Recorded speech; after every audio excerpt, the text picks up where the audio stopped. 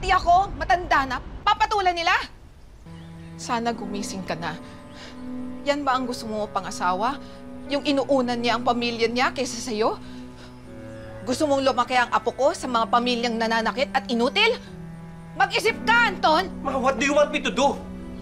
Anton, kalimutan mo na ang pamilyang yon. Kalimutan mo na si Cristel! Nakikita mo na ugali ng pamilyang yon?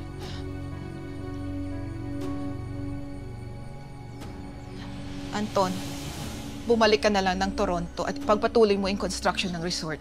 Ma, hindi ganun kadaling mag-end up ng isang relasyon kagaya ng hinihingi mo. So, pipiliin mo siya kaysa sa akin?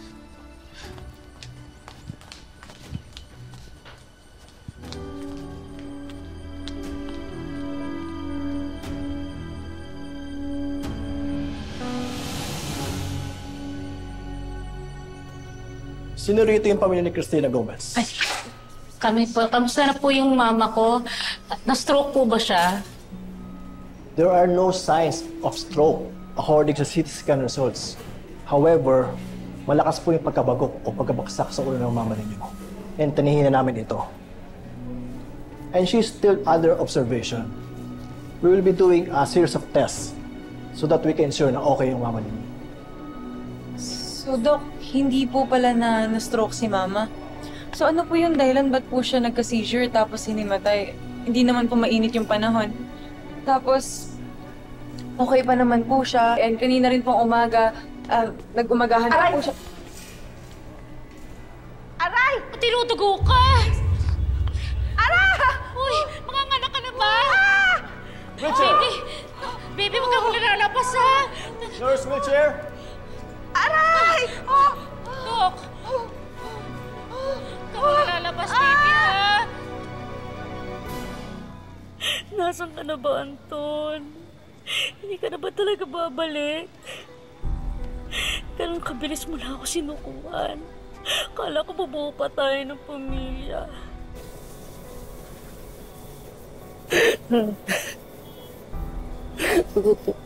Puti ko. Please naman. Please naman. Cristel!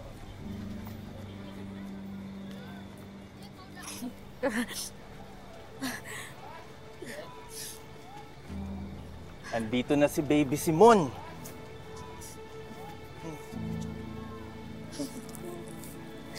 Ay, baby, sorry mo. Kit naman itong batang to. Manang-mana kay Grace.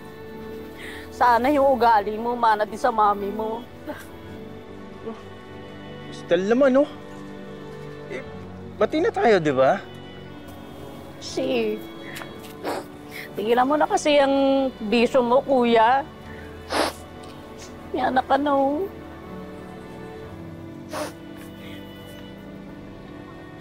Ako balang araw magiging mami din ako.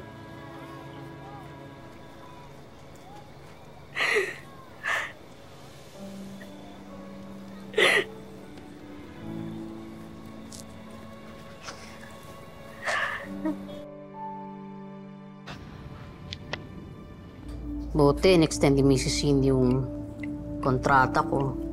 Naku, kung hindi. Ewan ko na lang sa dami ng gasto sa Pinas. Kaya ito, work na lang talaga muna tayo. At makabawi.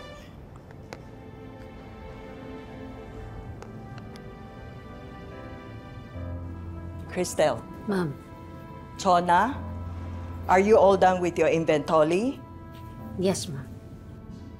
Can you help me with the orientation of the newly hired employees? Yes, ma'am. Yes.